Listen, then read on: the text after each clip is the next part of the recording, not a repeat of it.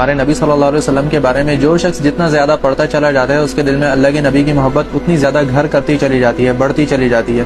آپ کے اخلاق کے بارے میں اللہ تعالیٰ قرآن مجید میں قسم کھا کر فرماتے ہیں کہ انک لعلی خلق عظیم، کہ اے میرے حبیب بے شک اس بات میں کوئی شک نہیں ہے کہ آپ اخلاق کی بلند ترین چوٹیوں پر فائز ہیں۔ حدیث میں آتا ہے کہ جب کبھی مدینے کی چھوٹی چھوٹی بچیوں کو کوئی کام پڑتا، آپ کی مدد کی ضرورت ہوتی، تو وہ بغیر کسی تکلف کے اللہ کے نبی کا ہاتھ پکڑ کر اپنے کام کے لیے ساتھ لے جاتی ہیں، اور آپ انہیں منع نہیں فرماتے بلکہ ان کے ساتھ جاتے، ان کی مدد کر کے واپس آتے۔ اور اگر کوئی آپ سے کوئی بات کرنا چاہتا، آپ سے مخاطب ہونا چاہتا، تو آپ صرف اپنا چہرہ اس کی طرف نہیں موڑتے بلکہ اپنے پورے وجود کے ساتھ اس کی طرف متوجہ ہوتے، اپنے پورے سینے کو اس کی طرف کرتے اور دھیان سے اگلے انسان کی بات سنتے، اس کی بات کو بیچ میں کبھی نہیں کاٹتے۔ اگر کبھی اللہ کے نبی صلی اللہ علیہ وسلم کسی گلی سے گزر رہے ہوتے اور وہاں پہلے سے بچے کھیل رہے ہوتے تو آپ پہل کر کے انہیں سلام کرتے۔ یہ نہیں کہ میں امام الانبیاء ہوں، میں نبی ہوں تو میں بچوں کو سلام کیوں کروں۔ آپ دو جہانوں کے سردار ہونے کے باوجود بچوں کو اتنی عزت دے رہے ہیں کہ ان سے سلام میں پہل کر رہے ہیں۔ آپ کی حیا اور پاکدامنی کے بارے میں آتا ہے کہ جیسے کوئی کنواری لڑکی گھر کے کسی کونے کے اندر چھپ کر بیٹھی ہوئی ہو، تو جو حیا اس لڑکی کے اندر ہوتی ہے اللہ کے نبی اس سے زیادہ باحیا تھے۔